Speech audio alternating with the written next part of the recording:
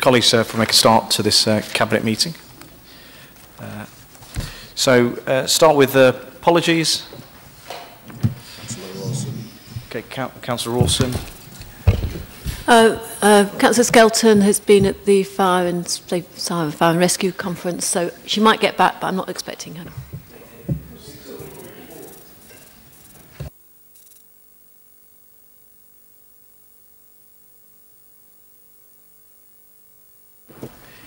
Any other apologies?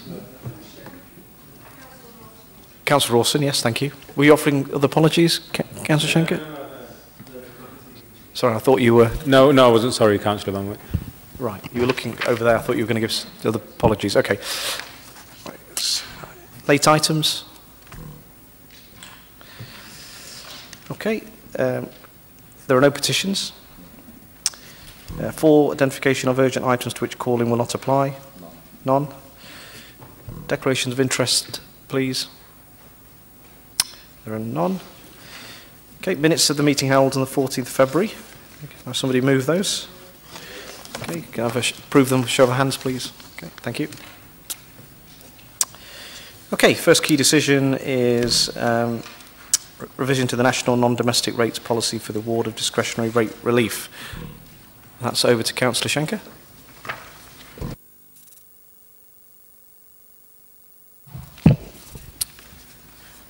Thank you, Councillor Van Wick. So the Council needs to slightly revise our national non-domestic rates policy due to a current underspend in our relief which is available to the Council, but we believe with the changes proposed we will spend our full grant allocation.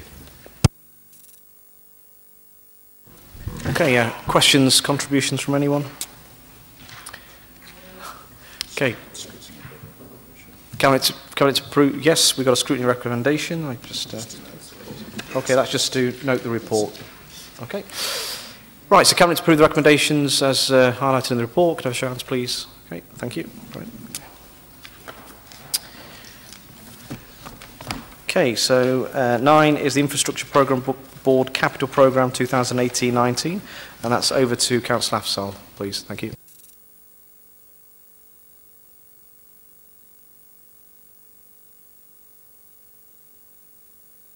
I'll use baggies. All right, can you hear me all right, yeah? Thank you, Chair. Each year, Cabinet is asked to approve the detailed capital programme for highways, transport, land drainage and flood defence and vehicles, plant and equipment. The programme represents a major investment for the Council and is pulled together taking account of needs and priorities, Chair.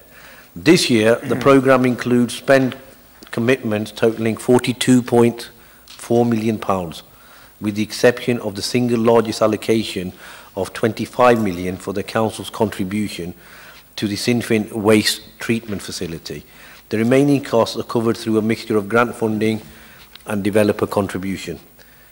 The highways and transport element of the programme In total, just over £11 million of investment, Chair, includes £6 million of LGF funding to complete the A52 Wyvern Major Transport Scheme, £2.1 million for the design and start of implementation of a scheme to expand the bus station capacity, which I know you're quite keen on, Chair, and also a further £1.4 million LGF for the delivery of sustainable travel and cycle improvement.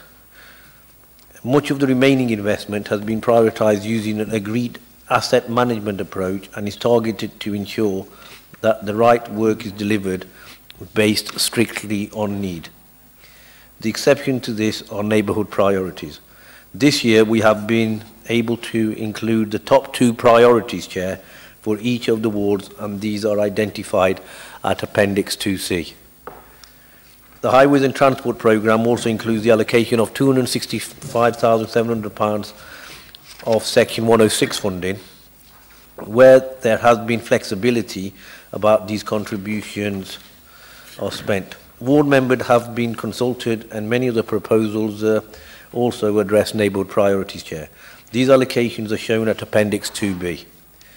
The investment in vehicles, plant and equipment indicated at Appendix 3, as well as including the contribution to the Sinfin Waste Treatment Facility, also indicate a spend of £530,000. Can I apologise if you just heard what Councillor Shankar said? This is to support the replacement of vehicles and equipment across services including waste management, grounds maintenance and street cleansing. In recent years, we have sought to maximise the operational life of vehicles and equipment, and this investment represents the level required to ensure that services continue to have the equipment and tools necessary to undertake their functions. The Land Drainage and Flood Defence Programme is shown at Appendix 4, Chair, and includes investment in the city's watercourses and culverts to help protect residents and businesses from potential future flooding, Chair.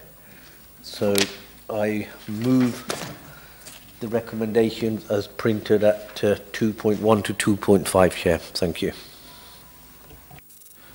Okay, any questions, contributions? Start with Councillor Repton and then Councillor.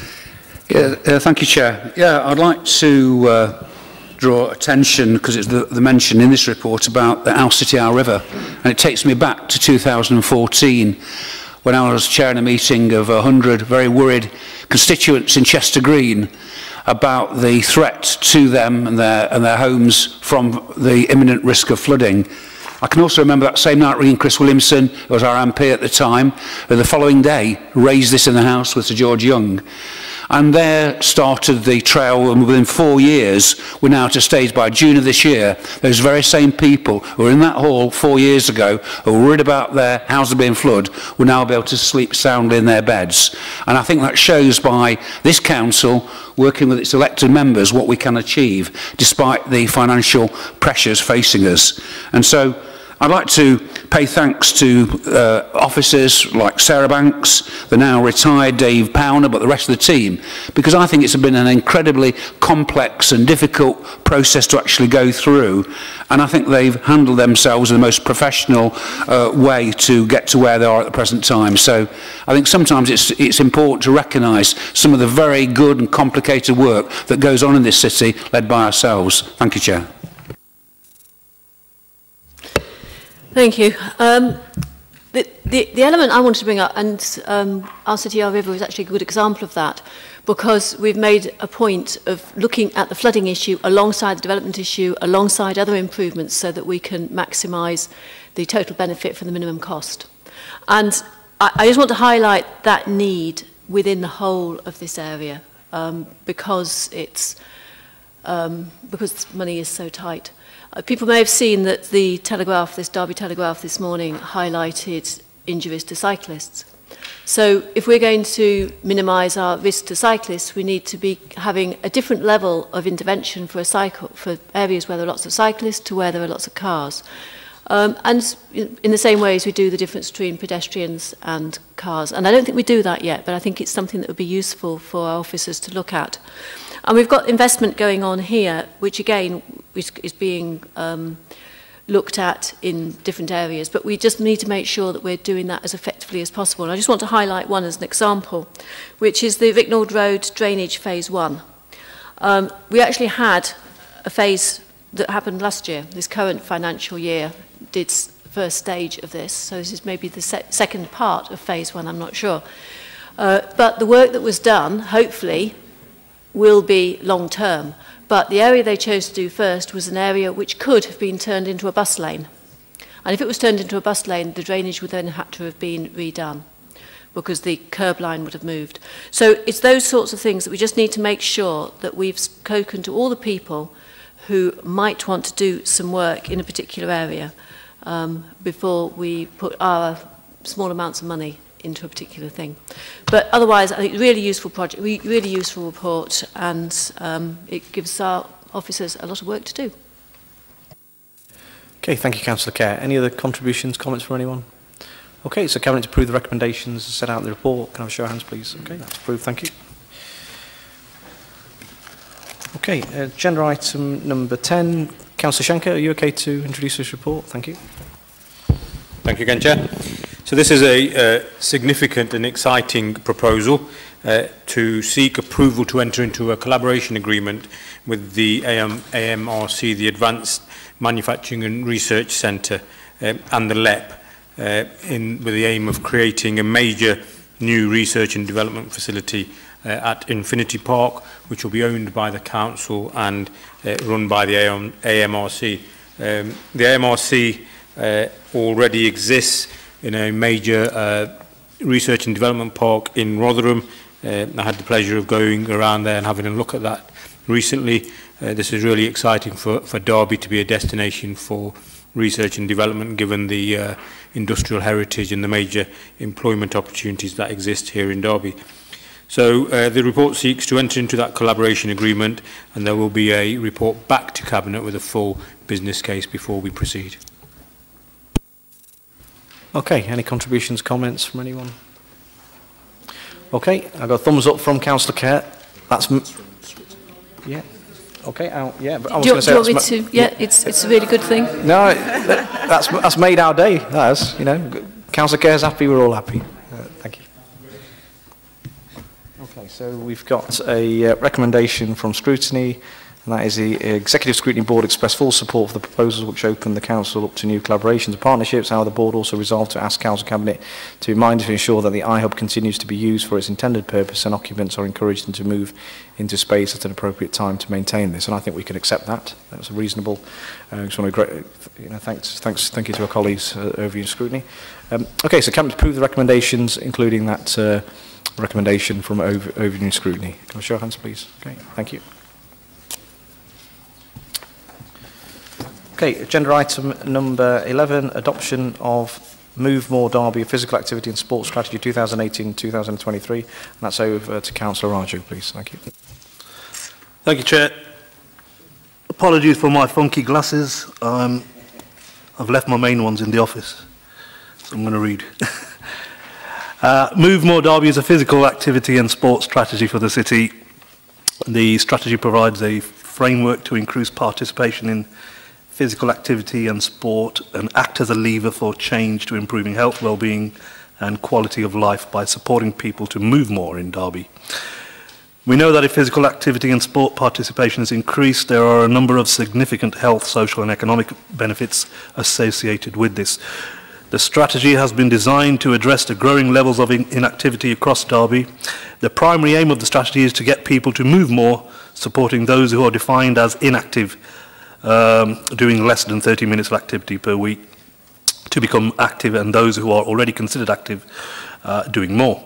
The strategy has a simple overall vision of an active Derby for everyone, improving our health, well-being and quality of life by supporting people to move more. Three main aims: improve physical, mental health and well-being, create cohesive communities with support for maintaining independence, improve aspirations and strengthening communities. It's important to say the strategy was shaped by consultation with a number of sectors, including health, education, regeneration, business, community, who all helped shape and plan the design. It's a city-wide approach. It's not just about the council, it's about the whole city, businesses, the whole voluntary sector. Mr. Roger, can I pause you there? We've got a bit of interference. Have we? From our Councillor Holmes, I think you best have your pre-meeting before the cabinet meeting, not during it. Just a bit of advice. You know, I appreciate you were a bit late. So. Okay, all right, but yeah, but it is disruptive when you're trying to highlight the comments you're going to draw out of your report, which you're effectively having a pre-meeting. So I think it's off-putting to cabinet colleagues. So thank you. Councillor Raju, please continue. It's a whole systems approach. The strategy challenges stakeholders across Derby to support people to make physical activity part of their everyday life, where taking part in activities such as walking and cycling is considered the norm. We also need to encourage people to maintain changes once made to develop physical activity habits that then store up health benefits for the future. No single organisation or individual can effectively change physical activity behaviour of the population alone. Move More Derby is intended to be inclusive and integral to the plans of others that influence the physical activity of the population of the city.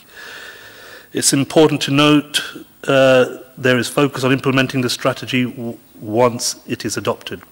To that end, it is proposed the new Culture and Leisure Board will provide strategic direction and oversight for the strategy. Operational oversight of the strategy will sit with newly developed Move More Derby partnership that will report to the Culture and Leisure Board and other leadership boards as appropriate, including the Health and Wellbeing Board. Thank you. Councillor Epton, please. Yes, I think it's well known that the beneficial effects of activity on physical and mental health are very high up on the agenda.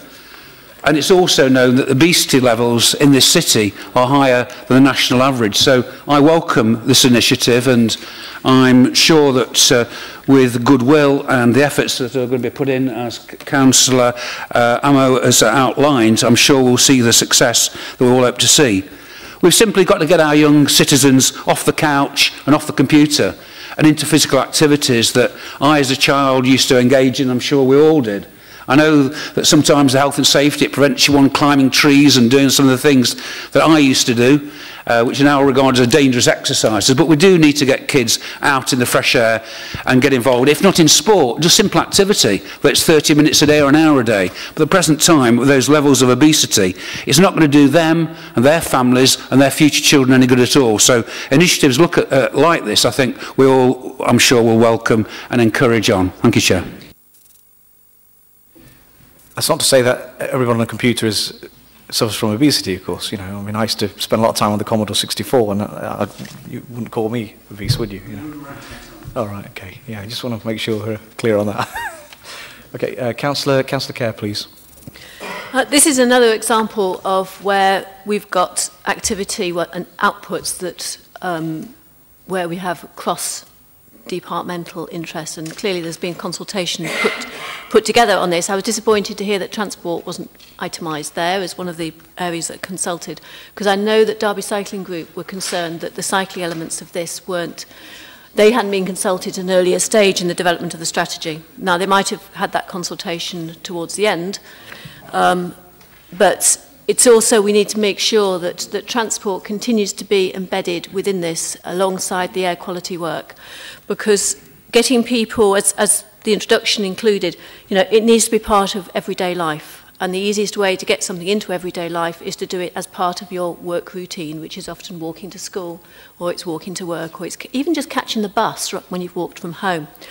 And for me, the greatest benefits which the health and wellbeing side will see, and in terms of the costs, will be engaging with older people. Move More Derby has been there, and the website's been there for a while. And I put my father's details into it, which was quite difficult, because you can't put in someone's date of birth if it's earlier than 1928. If you're over 90, you could not sign up on this website.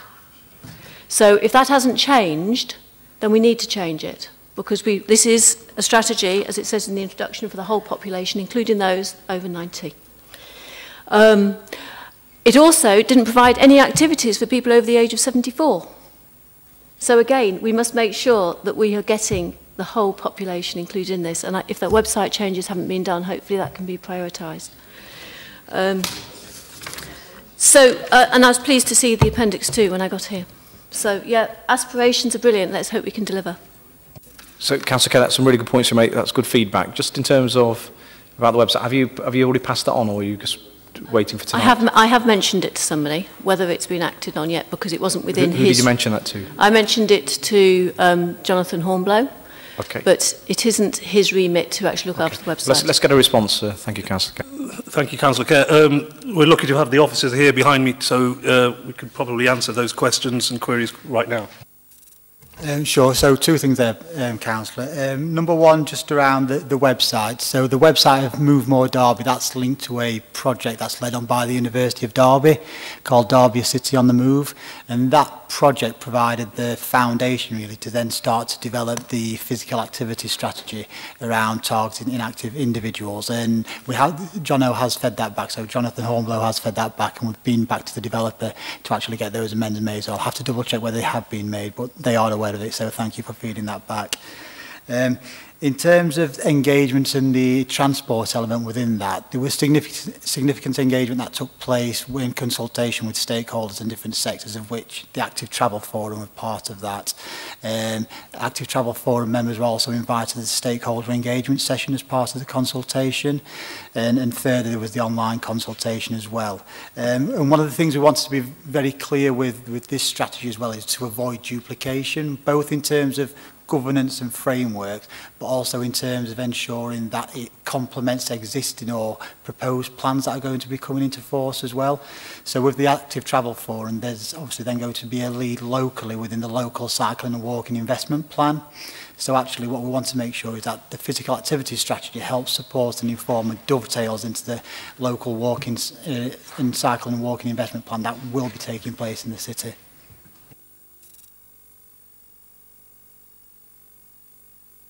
Okay. Yes, the Youth Mayor, please. Thank you. Hello. I just wanted to firstly mention the fact that I do think this is a really brilliant scheme that they'll be running for the city.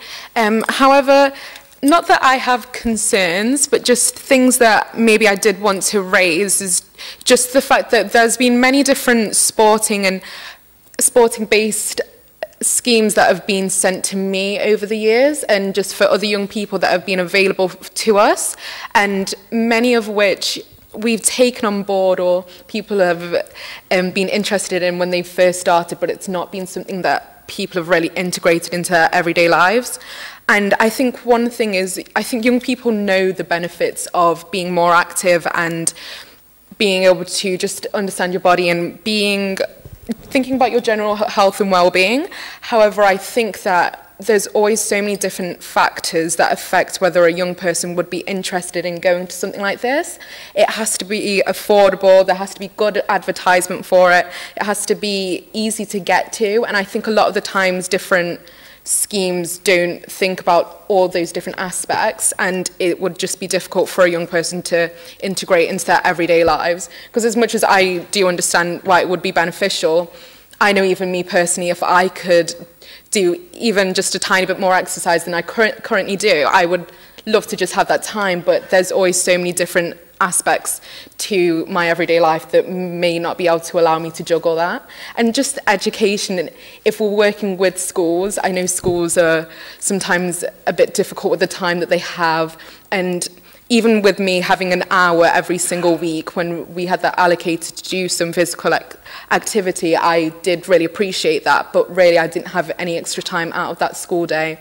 And that's not something that was really promoted to me in school. So maybe that's something that you could look at, making sure to speak to schools to continue that encouragement for young people, so that PE isn't so much something that people don't want to do. Yeah, and because it's just not as exciting as it used to be, and I think just bringing back that excitement is something that should be encouraged during that scheme. Thank you, Youth Mayor. That's some very valid points there. And just to reiterate, this is a framework which hopefully will change the habits of the population. And yes, PE is a structured thing in a class environment, but this is also about just getting children to walk to school. That's the first starting point. And then you know, use of buses, just walking to the bus stop is sometimes an activity where people have comfortably just got in the car. So it's just changing the habits of the population, but some valid points, and if you want, we can have a chat about sporting and physical activity for younger people at some other time. Thank you. Are you okay with that, Youth Mayor? Okay, all right. Does anybody else want to respond? The officers want to respond to some of those points that were made? Okay, all right, okay. So, any other contributions, comments from anyone? Okay, so Cabinet to approve the recommendations as set out in the report. Can I have a show of hands, please? Okay. Thank you very much. I think there were no recommendations. No, okay, yeah. Okay, agenda item number 12, and that's report, contract and financial procedures matters report. Councillor Shanker, please. Thank you again, Chair. So a routine Cabinet report sets out a number of financial matters that need Cabinet's approval, awards of grants, write-off of loans and debts, and use of reserves. The recommendations are listed one by one at section 2, with more detail highlighted in section 4 of the report. Thank you, Chair. Okay, Councillor Holmes, please. Thank you. Thank you, Chair. Just following on from the Scrutiny Board's recommendations, in 4.5 they mentioned about detail, and this is something which comes up quite often from Cabinet reports in regards to write-off loans, DGF. Basically, we need more detail. It's not necessarily even that people would have a problem with the detail if it was given. It's just making sure that officers provide it. And in the end, Councillor Poulter actually got the detail in 4.5 here, and I wouldn't have thought it would have taken that long for an officer to actually include this in the report in the first place. And so it's just a request really to ensure that the proper detail, the background detail, is included in the Cabinet papers. So that's 4.5. And again, in a way, 4.10 is the same. So we have spending of 214,000 on what I believe is 4 FTEs. There's a paragraph there. We haven't got the background, we haven't got a check and balance, so we haven't really got the sort of the business plan, if you like, as to how this is going to be investor safe, which we will all agree with, as long as it's a robust and deliverable plan.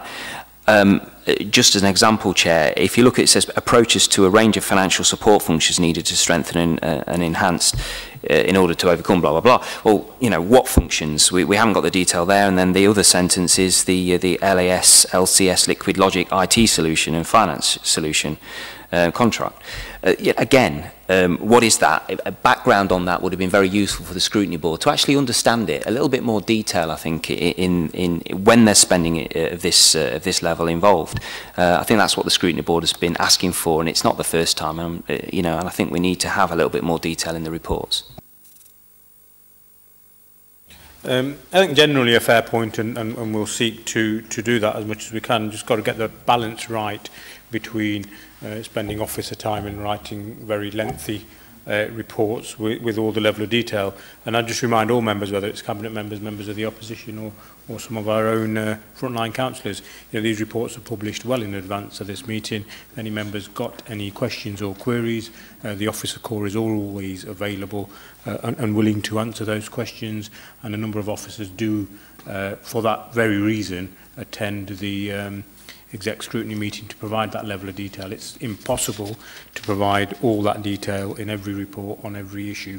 We'd have officers not doing work and writing reports all day. But we'll take the general principle of what Councillor Holmes is asking on board, and we'll endeavour to provide more details, but it won't always be possible. So I don't give anybody any false hopes that, you know, future reports will be chapter and verse. It's just impossible to do that. Thanks, Chair. Councillor Kerr, please. I was going to ask about the first item here, the award of the grant. Nearly £1 million from the government for Controlling Migration Fund. But the amount that's actually being allocated here leaves nearly 800,000 still in the pot. And I wanted to know whether that how that is going to be distributed, whether it's ring-fenced, what sort of projects are being expected to be done for that, what the outputs are expected to be. Again, there isn't a lot of information here. I just wondered if there's a bit more available.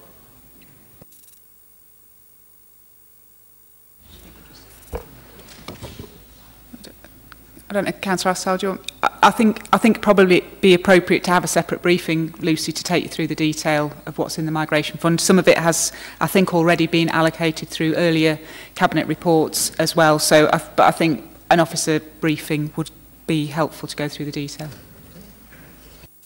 Okay, so Cabinet to approve the recommendations as set out in the report. Can I show hands, please? Oh, in terms of, well, I think in terms of the two overview scrutiny recommendations, Councillor Shanko, we're steered by your recommendations on that.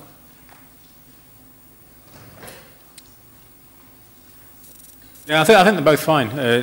The first one's absolutely fine, and the second one, like I've already mentioned, you can endeavour to add more detail, but so we accept as long as nobody's left with the conclusion that. Okay, so come through the recommendations and the two from overview scrutiny.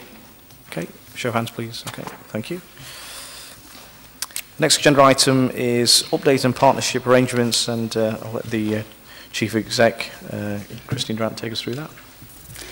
Thank you, Chair. So this report proposes a revised and updated way forward for Derby Partnership. It sets out a very high-level draft Derby plan, which looks to encompass both a new strategic partnership goal and a refreshed partnership leadership and governance framework. We've done this working very closely with a range of partners across the city, and it's been done in part to respond to some of the comments that came through the corporate peer review, where the comments were we work very well at an operational and a tactical level, but because we've had to have a focus on some other issues, on regional partnerships, the actual partnership within the city, at a strategic level has suffered. So we've had a number of discussions really over the last 12 months or so with partners. And what this report sets out is where we've got to in those discussions really, and proposing to Cabinet from the partnership, in a sense, from the discussions we've had, that they would like to take on an overall partnership goal, which is about closing the gap and really looking to help those disadvantaged communities and people within the city. It was a really interesting discussion because there was a lot of debate about should the overall priority be about regeneration, should it be about education, skills, should it be about health and equality, and actually the common denominator in all of those was, in all of those agendas, we need to focus on closing the gap and how can we bring those agendas together to really make a difference within the city. So it was a really positive discussion. Obviously hoping that Cabinet are happy to endorse that, and there was also a real view that they would like to have a partnership summit in June where actually we get together and have a focused discussion on how we can bring those agendas together and really make a difference in this area. So really would like to put those recommendations forward to Cabinet. Thank you, Christine. Councillor? Yeah, thank you, Chair. I'm really excited about this, actually. I think it's really timely. I'm delighted actually that it's our partners that have come together and created this vision. The overarching strategy of working together to close the gap. It's a narrative that we've been talking about as councillors for a long time. A single Derby strategy where we're all responsible for ensuring the outcomes of that strategy in our own different ways. And actually, I don't think as a society we've been as unequal and as divided in quite a long time, actually. And, you know, that's particularly poignant when you see some of the recent developments. 1.1 million children lost free school meals yesterday. You know, we have got to start addressing some of the stark inequalities that exist, not just in our city, but wider. And anything we can do together with our partners across the city from the public and private sector, because this has got buy-in from a wide range of stakeholders, is really, really positive. And I fully support this. It's basically the reason I went into politics. So it's perfect for me, and we need to get on and do it. Excellent. Thank you, Councillor Russell. That's very, very well put. Councillor Cowan, please. May I say that I think this is timely. I think that the the partnership working within the city has got a bit disjointed and uncertain and not finding itself. So hopefully this will be a more structured way forward, and it'll be clearer to people who is doing what.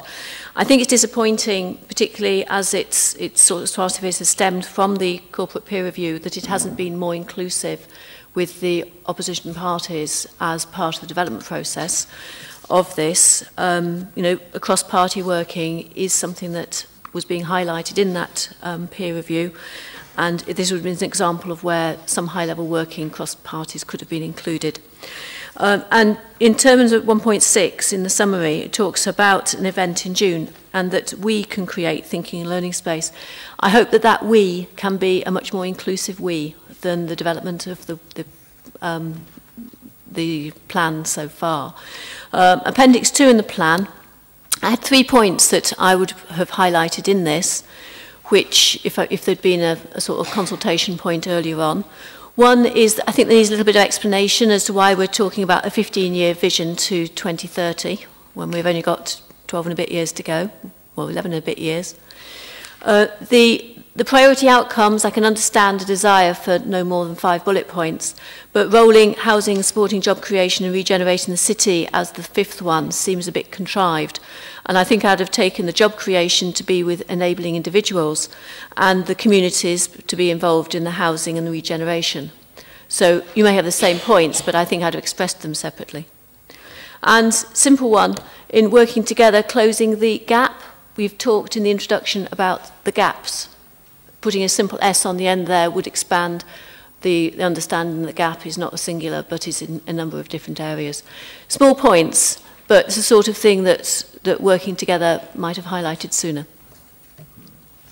Yeah, I think you're right. They are very small points. I mean, just pick up a couple of them. When you talk about the 15-year vision, I'll use the example of the 5-year plan, but if you look at any plans, you don't have a countdown on the plans. You don't call it a 5-year, 4-year, 3-year, 2-year, 1-year plan. You know, it doesn't make sense.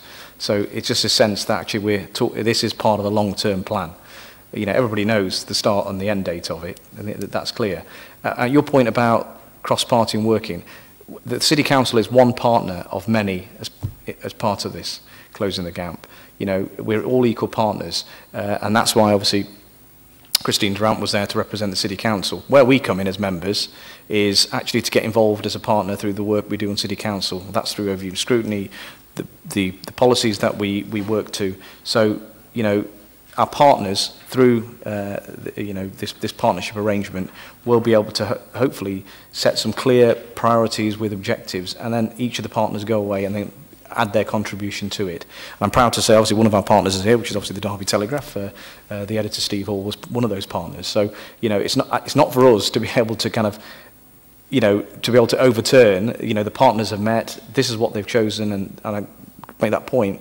You're talking about major businesses, you know, key organisations in the city that for a very long time have spoken very passionately about wanting to move the city forward. This is their opportunity to actually to get involved in a way they've never done before. With all due respect, you know, they haven't had that opportunity, and actually taking a bit of the politics out of it actually you know makes sense. And I think we can influence this agenda, but let's do it as an equal partner along with the other organisations on there. So I think other speakers, Councillor Repton, please. Yes, I welcome this report and the move towards a more holistic approach. And I want to echo the words that and the sentiments that Councillor Russell has just expressed. In the cities, we know we've got some of the highest wages in the country, in the city, yet there's pockets of real deprivation and poverty, with poor housing, poor mobility and low education. We went, as you know, Chair, to Rolls-Royce today, and we're looking at some of the advanced engineering in the country and some of the marvellous stuff that we export. Yet talking to some of their workers, one was there, an engineer, he travelled each day from Birmingham, and I asked him what percentage of the staff there are from Derby, and he said it's roughly about 50%. And I think we owe a duty to our children to make sure they have the opportunity, if they want to make sure they take those opportunities of employers such as Rolls-Royce and Bombardier and Toyota and others. and make sure that we then sort of tackle some of the real causes that are underlying the poor standards of living and then the poor housing. And I think by having an overarching group, bringing all partners to the table where we can look at all these aspects, they're all connected, they're all interconnected. And I think by working and looking at it in this holistic way, we can really start to tackle it. Thank you, Chair. Councillor Hussain. Just very briefly, I think the next step, when everybody gets together and they begin to identify the key steps that need to be taken by each organisation in order to move the agenda forward, will give an indication of the commitment levels from our partners and our council. I mean, we've been trying to coordinate something like this or something similar in the past. But the proof of the pudding is in the eating. If our other partners actually come forward and say, we pledge to take this step, that step, and that step, and if we've got 6 or 7 different organizations which make a definite pledge to say, we think we can play a part in this, in terms of moving the agenda forward and closing the gap, but we will do this, and some other organization will do this. If you can bring on board employers like Rolls-Royce, Toyota, the health service, schools obviously are already involved, and other key players who we feel can play a part in it. And that will definitely help us achieve our goal in the long run. Otherwise, it will probably remain a bit of a token shop where we'll all get together and say how bad things are, you know, the gaps are getting bigger, as they have been doing for quite some time. So it's important that we actually apply pressure where it needs to be applied to make sure that this doesn't remain a concern forever, that we are discussing but not actually doing anything about closing the gap in that sense. And this is timely in the sense that, you know, when you talk about proof is in the pudding, you know, if you look at the success of the Renaissance Board over the recent years through starting to move forward now at a very, very quick pace, the delivery of the City Centre Master Plan. Just today, there's been a number of announcements, obviously the preferred partner for Becketwell and Duckworth Square. We're moving Alistry Hall forward now, you know, Affinity Park as well. Some real big announcements today from obviously Councillor Rawson doing a really good job in Mippin. And believe me, it's no holiday, having been there once. You know, you do work at a frantic pace when you're out there. So, you know, we owe a lot of that hard work and effort through our partners on the Renaissance Board. And again, we did something very similar on the Renaissance Board. We stepped away from that as elected members and, you know, and asked our partners in the private sector to provide that entrepreneurial, you know, ingenuity, that flair, that experience to drive those projects forward. And each of the partners that sit on the Renaissance Board have got a vested interest as stakeholders to solve some of the regeneration, you know, issues we've had in the city. And finally, things are happening. You know, we're going to get a new performance venue in addition to all these other projects I've talked about. So taking that, you know, track record and that passion and enthusiasm onto you know, what we used to be the leadership group. For that very reason, you talked about being a talking shop. I think at one time or another we're trying to find our way about what is the role of these different organisations. And I think we've got the Renaissance Board firing on all cylinders.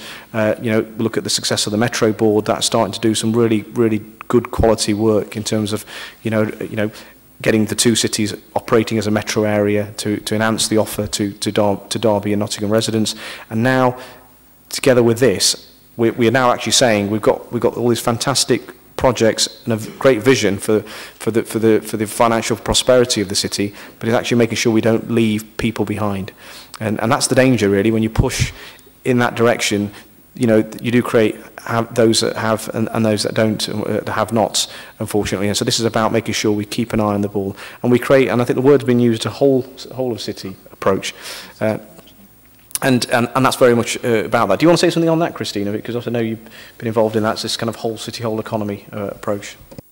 Yeah, I mean, in fact, the whole city approach was talked about in the Move More Derby strategy, but I think that is much more what everyone is trying to do, is to join up their agendas, and we need to find a framework where we can do that and not have the same people in the same meetings all of the time. What we need is the action, and as Councillor Hussain said, people actually stepping up to the plate, and everybody being confident that they are trusting their partners to deliver on their part of the bargain. And I think that's about getting the whole city involved in taking this forward. I suppose the final point I make, the starting point has to be, you've got to recognise that there is a gap.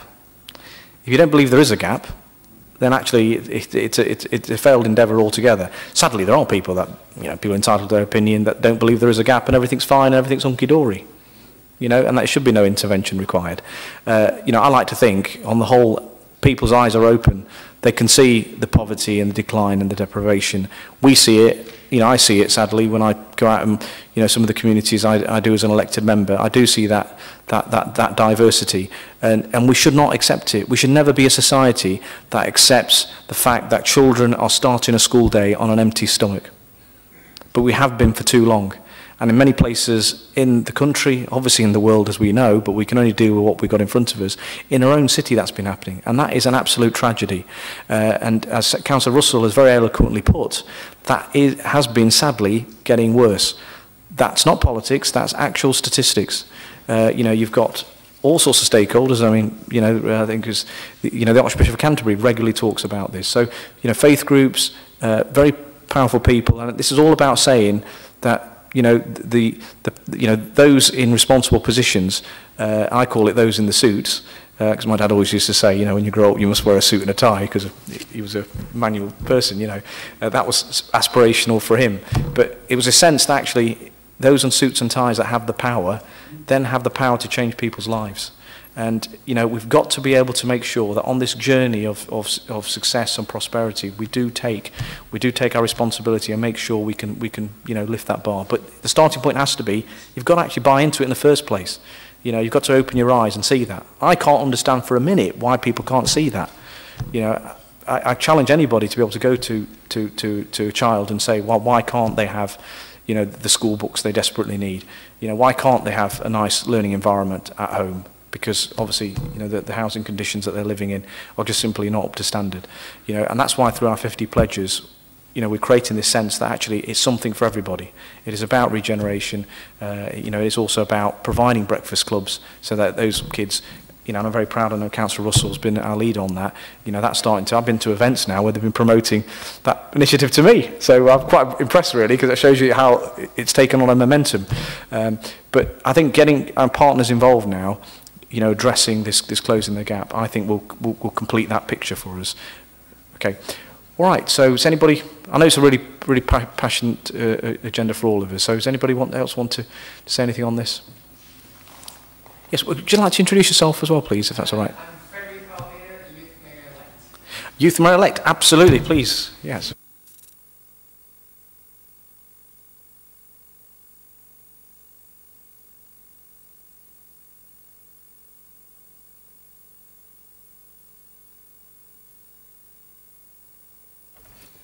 There you go. I find, I just want to acknowledge that the progress we're making is absolutely amazing, but I just want to raise a small point that, yes, we have, oh gosh, what's the word? Sorry. We have programs in place to revitalize key infrastructure in certain points, but I feel like if we want to close the gap, we have to have we have to develop the infrastructure everywhere, not just in key focal points. Yes, they are important, but we need to improve infrastructure and other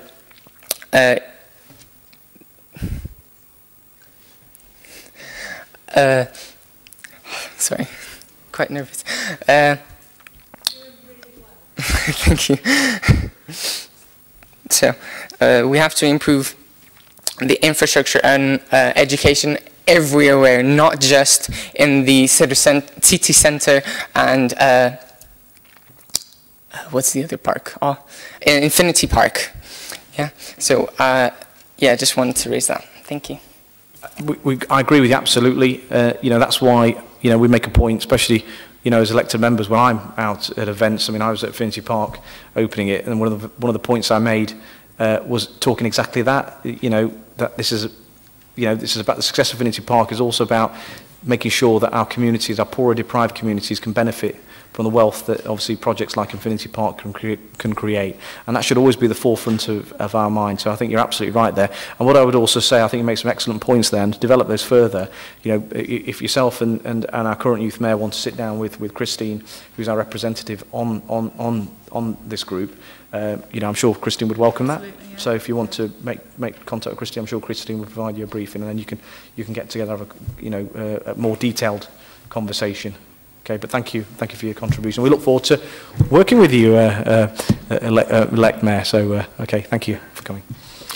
Right, so Cabinet to approve the recommendations. Oh yes, we have overview and scrutiny, which is the overview and scrutiny result to recommend to Council Cabinet then an aim to close the gender gap and inequality in employment across the city be included in the partnership proposed to close the gender pay gap and inequality in employment. So, again, I can't necessarily accept this at this moment in time because this is, you know, been led by our partners. So we can certainly put that forward. Councillor Russell? Sorry, Chair, could I make what I hope is a helpful suggestion to... I know it's not necessarily our recommendation to amend, but to sort of say that we accept and agree with the recommendation, but that we will recommend to the partners who are the custodians of the project that we would like to see this added, rather than us saying we will add it because it's not within our gift, to just say that we agree with it, but we'll ask them to do that.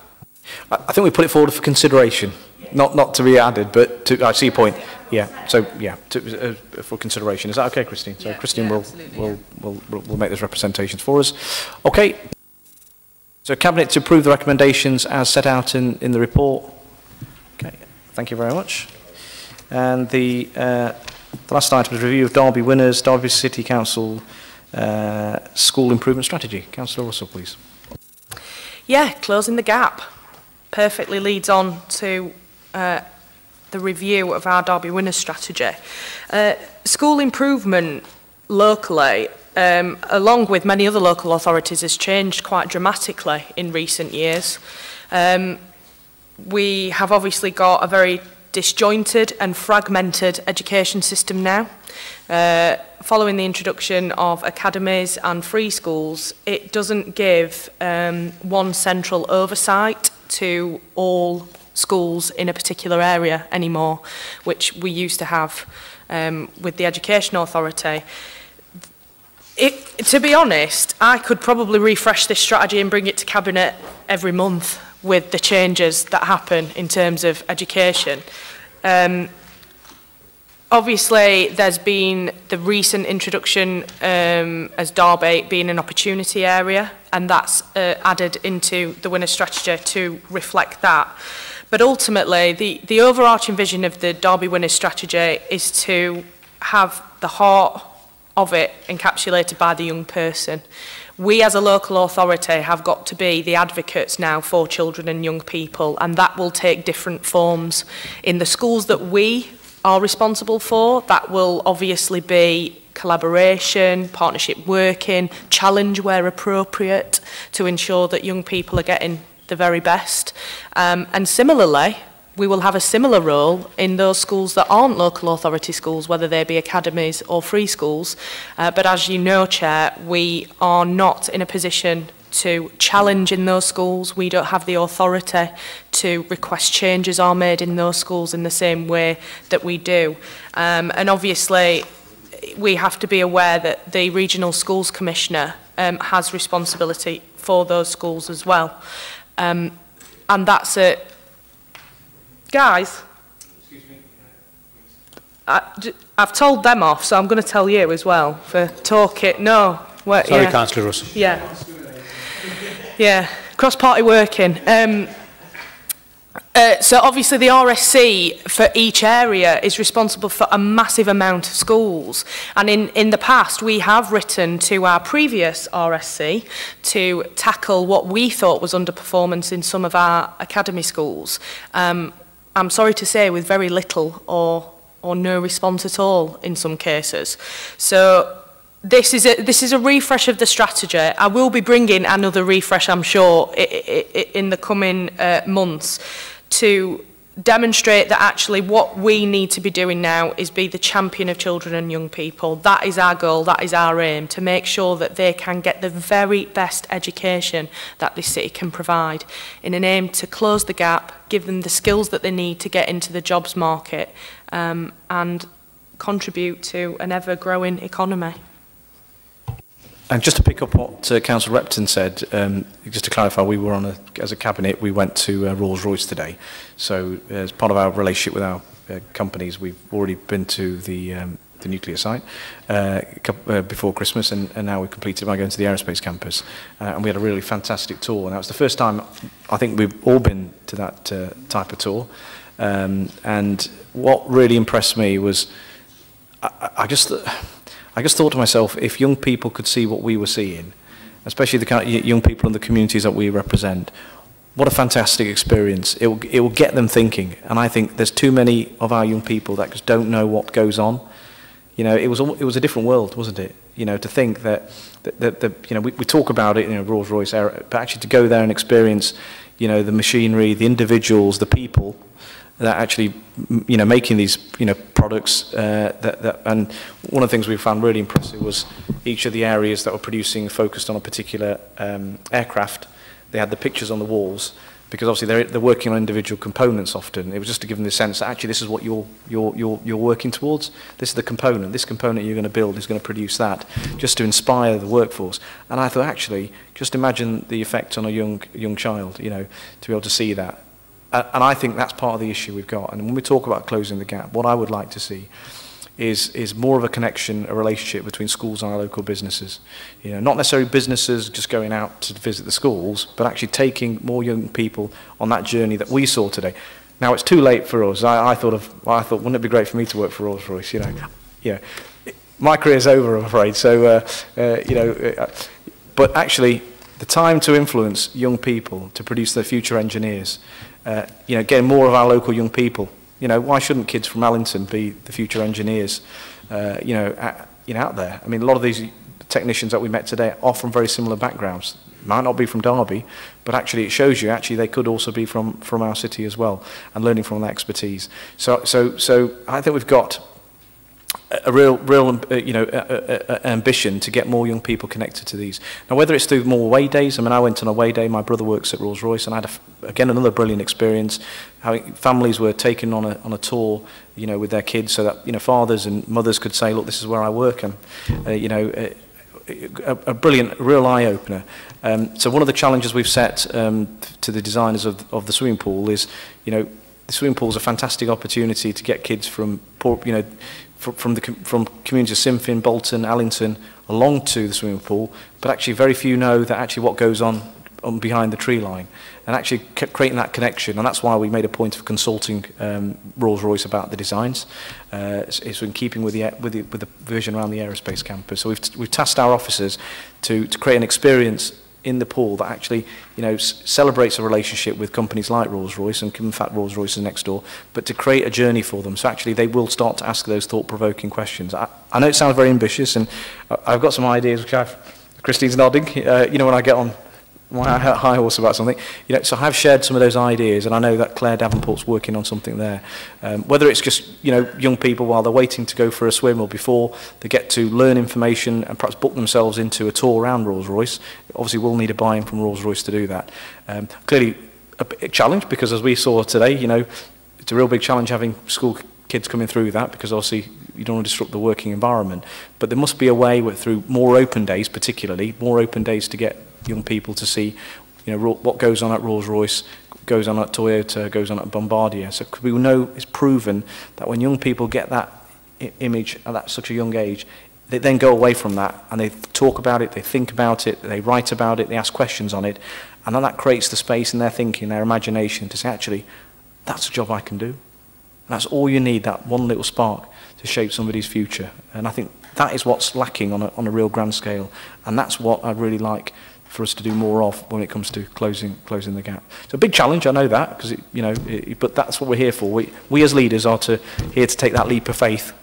Let the officers to do the nuts and bolts about how it make it happen, but clearly that's our job, isn't it, as elected members.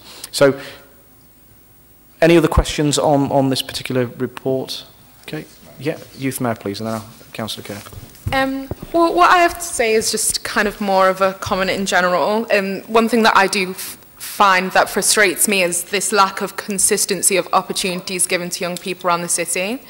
And I think that it's just small schemes or even ideas that aren't exactly massively financially restraining on the council that I think can have massive benefits for the young people. I recently was able to attend a debating competition for schools in Derby, and the winning school was City of Derby Academy. Yes. And I remember one of the children saying, well, young people, not children, saying, we're from the worst school in Derby and we won this debating competition. How brilliant is that? And I was so happy for them, and I was just thinking to myself, imagine how much they're going to take away from this and how much their confidence is going to build from this. And this is something that they can continue to build on if they see that it's something for them. And I know that you were mentioning ideas like trips to Rolls-Royce and Bombardier and Toyota.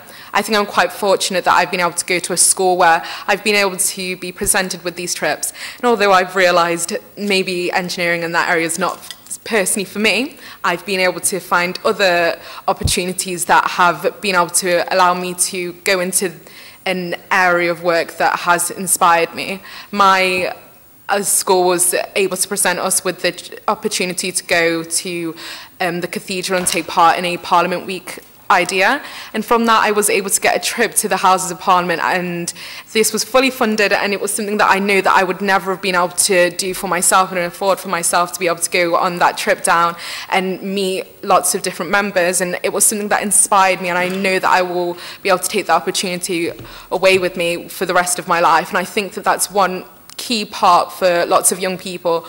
Although the academic side of things is always very important, I think that being able to inspire young people is something that you will be able to take away for a much larger point in your life.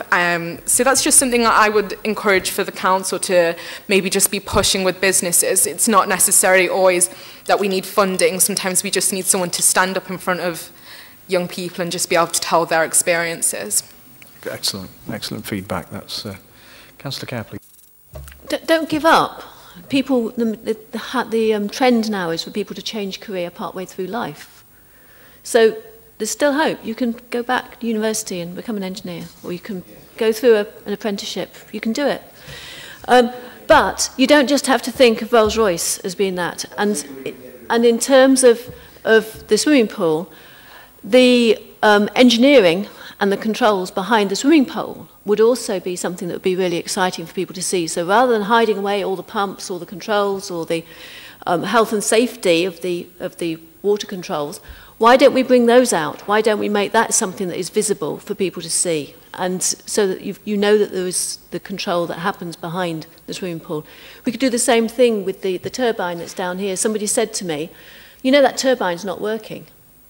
It doesn't do anything. It's not true, it is working, it does do stuff, but people don't know it does because they can't see it. It just sits there in its little cocoon, igloo, and is there.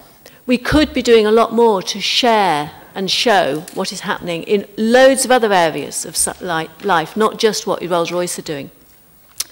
But back to this report, and I very much welcome the suggestion that this is something that needs to be kept under constant review, because the time when I think that it may need its next review is when the report comes in June to look at rearrangements and expectations in terms of SEND.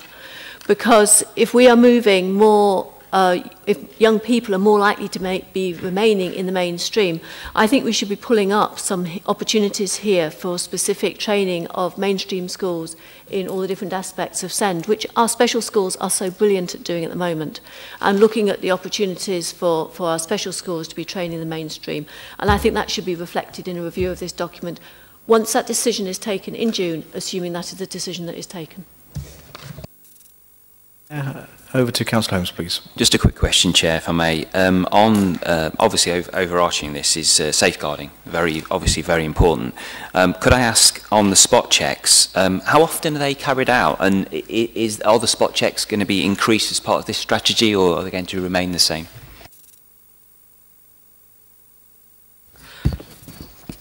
Sorry, Councillor Holmes, are you talking about the safeguarding spot checks? Yeah. Andy, can you... So, in terms of safeguarding spot checks and the local authority role, that will depend on whether or not the maintained school or academy have purchased SIO or School Improvement Officer capacity, and schools may purchase 1 day, 2 days or 3 days, or even more if they choose to. And we've got some schools that have got 5 or 6 days over the course of the year. The programme, which is outlined in the appendices, is almost a kind of minimum requirement, and then there's a menu of things that are selected depending on both the requirement of the school and the head, but also the local authority risk assessment that's done on a range of different things, quantitative, qualitative data, previous Ofsted inspections, those type of things. So those checks would probably always consider elements of safeguarding as part of the check and balance. Sometimes it might purely be safeguarding. Sometimes safeguarding may not be as pronounced because there may be other more pressing issues, and we may have less concerns, and the school may have less concerns around safeguarding. Certainly, if through any inspection issues are raised around safeguarding, then that's something that we would look at. Although the extent to which the local authority gets involved in that depends on whether or not they have purchased from the authority intervention from our school improvement officers. So there's a minimum that we do in all schools, which is very much a desktop exercise looking at data, and then the detail in terms of the different interventions depends on whether they purchase the intervention or not. Because what we're talking about is a relatively small team of SIOs, and of course we've got a fragmented school system now. So part of the challenge in all authorities really is that the responsibilities for school improvement very much sit with the local authority, as do outcomes for all children, but the extent to which we can engage with schools depends on the type of school and whether those schools choose to purchase intervention from the local authority when they're part of a MAT, and often some do, some don't. So it's fragmented. So a long-winded answer, but essentially it's very much something that we look at, but the extent to which we look at it depends on whether or not they're buying into the traded service.